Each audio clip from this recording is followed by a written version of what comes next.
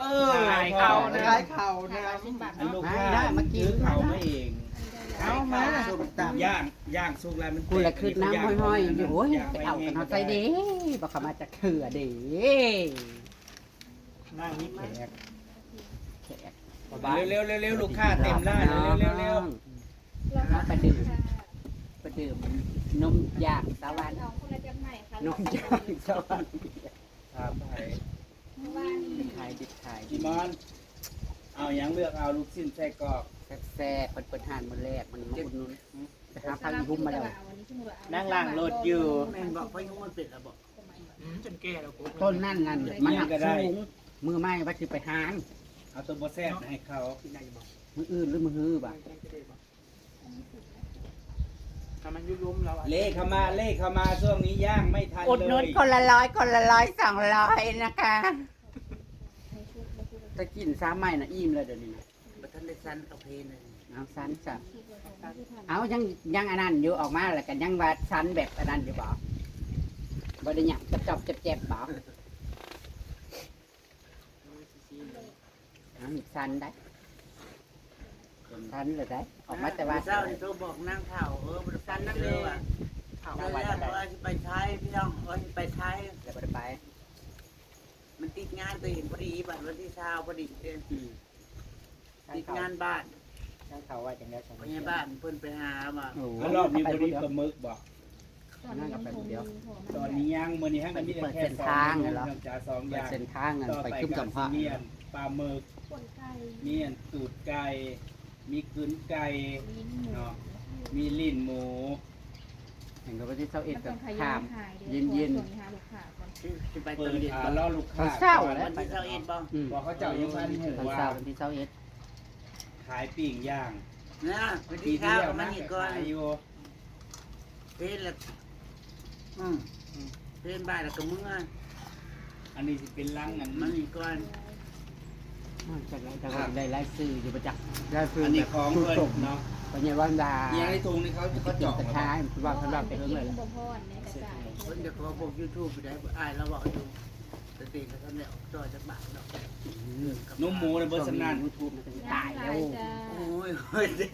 ออกมาหลอกดิ ยูทูบหาแต่หมอเนี่ยไหวเลยเดี๋ยว เพราะว่าเข้าไปเนี่ยมัน สมมุ ไม่ ติ ได้ใช้ ชั่ว กินกับ อัน หมู นี้แช่ เนาะ น้ำแข็ง เดือนนี้ทั้งเลยเอามาถ่ายว่า จะหน่อยเบาครับทุกวันแล้วน่าจะไปครับ ต้นเดือนเนาะ แต่ว่าของคนหลายอยู่ในตู้พุ่นเตรียมไว้ซ้ำนี่อันได้ขายดีก็สิเอามาเพิ่ม แล้วก็สุดโค เออนุ่มหมูเมิร์ด ทั้งนี้ก็จะเป็นเป็นแรงเป็นผงแต่ละพวกก็อย่างนี้เลยเอากำไรเอา เรา เอากำไรกินเอาก็ได้กำไร ต้องใจเย็นๆนะคะกินไฟทานโดยเต็ม เร็วๆสิ มันกินเร็วอ่ะลูกค้าบ่มาขั้นตอนผ่านเต็มเตาขั้นหนึ่งกับโบมีไก่เห็น จนทานนอนบ่ กับปิ้งกินเองเท่านั้นแล้วเราเฮ้ย บอกทานแกได้หลายต้องจองก่อนสมงหนึ่ง ยังบ่ได้ทานดู เพื่อจะบริทานโดนมากเลยกินโลด มาแล้วคุณแล้ว กดแล้ว ทุกบ้านนะเป็นตู้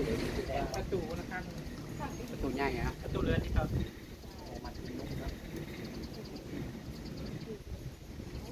ไม่ชอบนม น้ำจิ้มก็อร่อย เป็น นะ ยังไง ว่า แซงจับกับผมไหมปะร้านนักคือเงียบทั้งวันนี้ มันจ๋า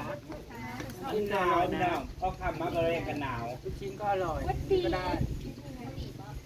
ขนาดอันมีนาสิเขาเมษายังมาหนาวอยู่ มีแห้งใจ หมายถึงผ่านไปเลยลูกค้าบอกว่าผ่าน ผ่านไปเลยไม่ต้องมาขายวะ โธ่ เลยหนาวกับสีหนาวฮอด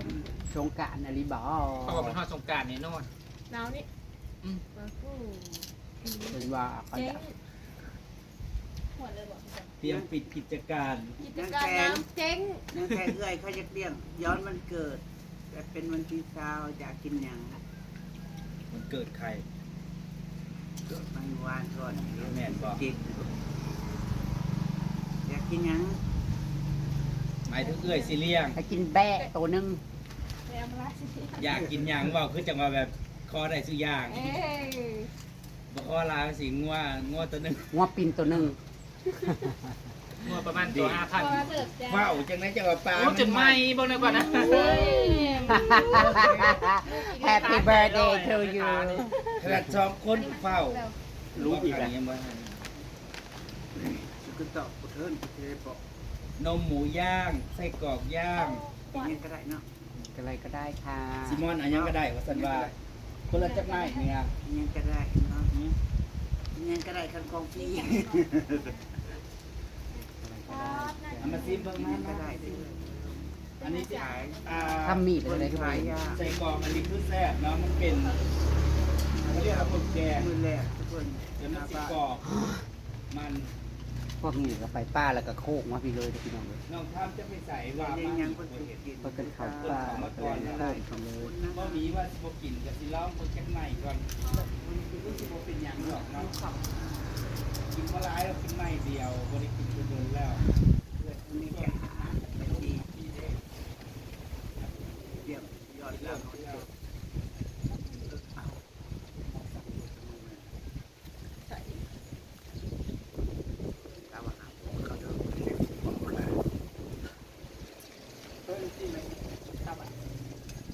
เอามึงอ่ะ เพิ่นเจริญ เอา อา บ หาน ร บ่หรือเอาเสียง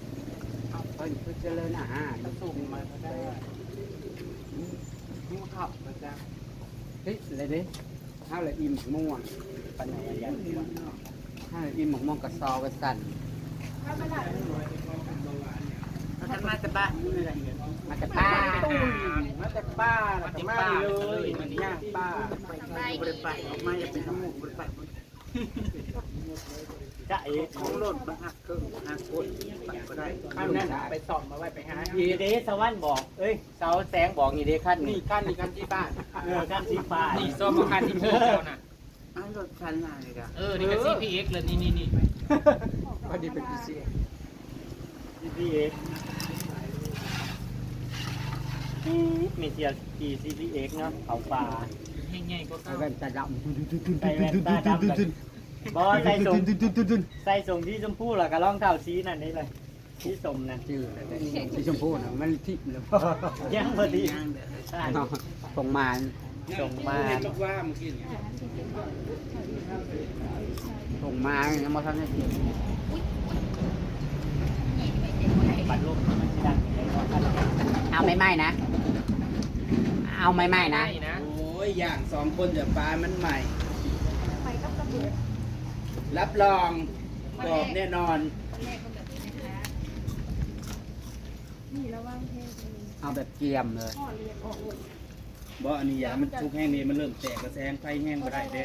คุณพ่อเขาจะเอาไป ว่านบ่ได้ออกเพื่อน นึ่งกระเตกตัวนี้นะ มันได้ออกกับเบิดคืนเบิดมือ ถ้าไปนึ่งกระเตกคือกันตัวนี้ พี่น้อง ไปกินข้าวแรงอยู่บ้าน อั เบ้าน เอื นี้ อ ข ต่อ องโปรดเลยแหละ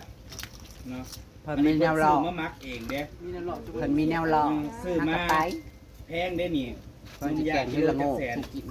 วัน ให้ละโงกนะมัน มันอยาก เพิ่งใส่ถุงมันแซ่บเลย เขาเอามาที่ละคลิปก่อนนะมันเป็นแก๊สเขาซื้อหนุ่มนะคะแม่เขาจะไล่ส่งให้114 บาท รุ่นนั้น ตัวโลหรือตัวตัวก้อน ทางเขาขายปกตินะ150 เฮ็ดพอใส่ถุง เพิ่น ไว้ ซื้อ ถุง ยก ไว้ ลังมา เนาะเฮ็ดพอนะเช่ มาแล้วก็มาหา ล้างเท้าเราคือจะเผาอันน้องเคยเนาะ อืม น้องเคยเพนเราโมนา ใส่ข้าวดอก อันตราย น้ำหอยเท่านั้น ถ้ามาประเดิมเปิดขายวันแรก กำลังไปงานประจักษ์มอได้และประจำเลย ม่วนมาตัก แล้วก็มาเบิ่งรายละเอียดตำ แบบมันมาแรงถูกมือกั เป็นอะไรเป็นจีแล้วเขียนลงน้ำพอน้ำพลอย บ่ค่อยได้ขายพอ จะพลอยใดจังหวัดจังงูเป็น เดี๋ยวคือหนาวเฮ้ยอยู่นั่นน่ะทั้งโคตรอบอุ่นเลย นะก็อบอุ่นอยู่นะ ปิกนิก วันนี้มาปิกนิกที่หาดปีกนก ค่ะที่มาอุ่น เส้นใบเติมไม่ต้องขอบคุณฉัน เส้นเส้น มีไม่ ขายมือแรกกับเส้นเนี่ย เส้นเอาเองเนี่ยเด้อ จ้าจ้า เส้นเอาเองเนี่ยเด้อ ผู้ใจผู้ติดเนาะ ได้เสมอ เองจ่ายครึ่งนึงให้ลูกชิ้นเองก็เซ็น นี่เด็ดเลย ฉันยังบ่ทันได้จ่ายเพราะบาท เต็มที่เลยจ้า เส้นก็บ่เป็นหยังบรรยากเกี่ยวข้าวแล้วก็มาซอยคือเก่าแล้วก็ไล่ตรงนั้นลบไป เนาะโอ้ยลงท้ายใส่นี่สรู้กินฟรีมึงในกูกินข้าวคือไม่ ง่ายเราอยากกินข้าว เอ็ดตั้งหัวละ5 บาท ห่อข้าว ไปเอาน้ำในตู้มากินนะ แสง ว่าสิเข้ามา น้ำงดอันหนึ่ง เอาตะขวด 2-3 ขวด เจ้าเตรียมการขายโหลดเท่าแสงมื้อนี้นั่น มันเจ้ากูมากก็ไม่ได้ เอาบ่มาเลยบ่ได้ทายบ่ได้มัน ฉันเป็นนางกวัก หลายบ่แสง ฉันเป็นนางกวักเหรอกินแล้วก็อยากนอนเดี๋ยวมันกูก็พูดว่านอนเลยนอนอยู่หน้าห้องน้ำนั่งคุยกันแล้วยังจะวันลาบแต่มื้อนี้ตื่นขึ้นมาเพิ่นจะกินสมเอามะม่วงกับซอไว้อีกค่ำโอ้ยพูดว่า ก้อนละ80 บาทก้อนเล็กผู้ดีกินอยู่2 คนเนาะบ่มีเห็นตอนนี้ก็อยากเลยล่ะเนาะปกติก็มากินของหวาน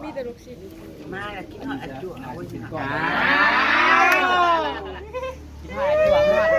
กินฮอดอาจวดกินฮอดยักษ์โค ว่าแต่ว่าคือมื้อน่ะเห็นนะว่าตอกไฟจังไดอยู่ จนเริ่มปุ่งบ่ จนลืมพูดนะตอกไข่นั่น สวยงาม ตอกไข่จะถือไว้ต้านอยู่บุญต้านนั่นเหลือไม่ต้องบุญต้านตอกไข่ต้านเหลือคือเรื่องบุญ คู่กระสอดเตี้ยว สอดกับเดียว เดี๋ยวแต่ เป็น สร้าง เป็นไปซื้ออะไร อร่อยก้อนละพันนั่ง ใจบทเต้นว่าไม่เกี่ยววินาที อันนี้ยาคู อย่ารู้ อัดจุ่มน้อยบริบาลนั้นออกมาไอ้ช่างบาท เจ้าจะยัดเบียดปล่อยลายบ่ อย่าคู่วันนี้แหละอย่าคู่บัดสอดปลากระเตียวขึ้นไปเสื่อมเล็กลังคาโค้งลังคา ก็อิ่มดิ เมซี่กันตอกไข่อยู่ข้างล่างจะลืมปรุง ขันอิ่มแล้วก็เมื่อยแล้วบัด เหยียดเก้งเก้งตัวน้อยนะตัวในปรุงน้อยนะ น้อยๆจะชวดได้เบิ้ลนะ บ้าสวด อะไร สวดใจเบิร์ดธรรมะเก่ง อันนี้ของแถมเหรอ กินเองแถมไม่แล้วกินเอง ไก่ ถ้า ซื้อ เกิดขูดออก ไปซื้อไก่กินเลย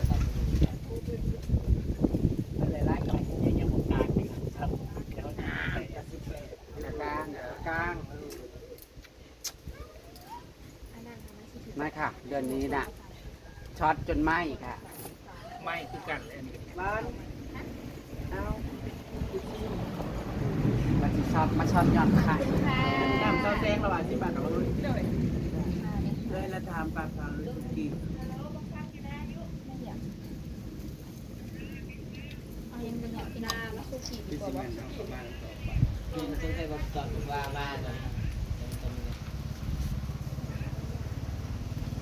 โอ้ทำมาแล้วก็ล่มข่าวเลยดิไปเก้าข่าเพิ่นคือบอลเขาบ่ท่านผู้คือว่าและ ตีเนี่ย เปิด ติ เปิดห้าน สีอย่างไร เขาว่าอันปีเนี่ยเขาบอกคนอย่างนั้น สร้างกินแล้วอิ่มนี่อยากตีอยู่กินแล้วอิ่ม เพิ่มปลาแดกนิดนึง ใส่เขายังเพิ่มความนัวอีกเพราะเรา แม่ ไม่นัวน้อยเดียว มันยังรสมันยังเบา เพราะว่าเรากินเค็มเราก็เลยว่าเบา อีกน้อยหนึ่งน่าจะพอดีเนาะ เพิ่มรส แจ่วดิแจ่ว แจ่วบ่ ฉันระวังดู ไม่รู้อ่ะมันกินอะไรก็อิ่มเลย ตับ โอเคเมื่อน่ะ ตับไก่ สมัครจะต้องยึดต่ำตำนี้ เกี่ยมาก กับ ต้องมีน้ำโบแห้ง ปี๊ดคือสิดีขายดีขนาดเนาะเพิ่มตั้มเข้าไป มันสิช่วงพี่ใหม่ละ เอาเฮ็ดตามน้ำแล้วก็ย่างอันนี้น้ำจับแกม ไอ้นี่มาซอยเรายะ เอ๋ เซาเซ่ขาย แจ้งกระทายน้ อันนี้ ตามกระดับตอนที่ตอนแรกเซาเซ่เราปิดเราหาตัวนั้น ทำแบบบุฟเฟ่ต์เนี่ย มาแล้วแม่เจ้ากูอยากเปิดสักเจ้าผู้ชายคนละอย่าง หรือเสี่ยวคนละย่ำเหรอ แต่เวลาเปิดนะนักเปิด2 มืออาทิตย์หนึ่ง ตอนนี้ที่บ้าน จะนอนผัดลืม ลืมใส่เป็นนัว ลืมใส่เป็นว่าลืมใส่ปลาแดก ำไปร้อยๆบ่ กระเทียมบ่ใส่ มาเล่นบ่ใส่ คิดไปร้อยๆมาเป็นว่ามันใช่เรียบผู้ใช่หรือว่ามันใช่จริงกันโอ้ ง่ายมันเลือกไปเคยอยู่มันพูดนะแบบมันก็แปลงฟันแล้วทุกชั่วโมงแล้ว เป่ง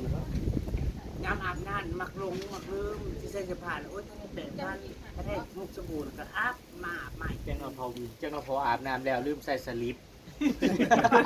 ให้ลืมใส่สลิปอย่าบ่ได้ใส่หยังในยากนะ ไม่ได้ส่งเงี้ยไม่ได้ส่งเงี้ยแล้วบ้านก็จะหุกกันรู้ อาบน้ำลืมบุกหนึ่งลืมบุกหมองหนึ่งบุกหมองหนึ่งลืมบุกหมองหนึ่ง หลังนี่เลยบ้า แฟนวันแล้วบอกว่าลืมลาหมอก ำลังมี โอ้ย เดี๋ยวเราจะเปิดคลิป นั่นแหละเลยสาติเฮ้ยสาติ ทางมาเที่ยงแล้วเขาไปเก่าวัน8 วันนั่น เรียนอยู่ยังเตือกันย่างสะดุดกันเนาะย่างสะดุดมันก็ลืมแต่ว่า ช่วงเห็นสิไปหาหมูหาพวกกันยากช่วงนี้บ่แม่นยังดอกรถยังล่างอยู่ งั้นเอาคัน บอกป้าน้องไปเที่ยวขี่ขนาดคือสิบเองนี่ไปเที่ยว ซ่อนกัน รถตั้งแต่ซื้อให้ซื้อวันเงียบหนักหนาเนาะ อันนี้นะ 10 กว่าปีแล้ว บ่แม่นตั้งแต่รถรุ่นรถในรถเนยผูกยังผูกบอก รุ่น รถในตอนนั้นเขากำลังฮิตกันรถในรถแอนเวฟลอยอันจีนน่ะนะ ซื้อหมื่นคืออย่าหมื่นกว่าบาทเล่นบ่นี่นะ อืม หรือ20,000ซื้อ20,000ก่อนเนี่ย แต่ก่อนเนาะ 4 ราคานะครับกสิโค้งบ้านเบาเอือต่อน้ำพี่น้องก็ได้ พวกรถ เพราะว่าเพิ่นเอาแกงเฮ็ดละโงกมาล่อแล้วก็สิไปแวะกินข้าวแรงน้ำเพิ่นแล้วจังสิมื้อหนึ่งเพิ่นอีหุ้มพ่อ จะมา นะ แกะ คะ พักกันแกะให้ละงูกว่าวันเนี้ย บ้านนั้นน้องคือต่อกันละกันนะคะวันนี้มาอุดหนุนสาววันแรกจ้ะขายดีขายดีเฮงๆปังๆรวยๆ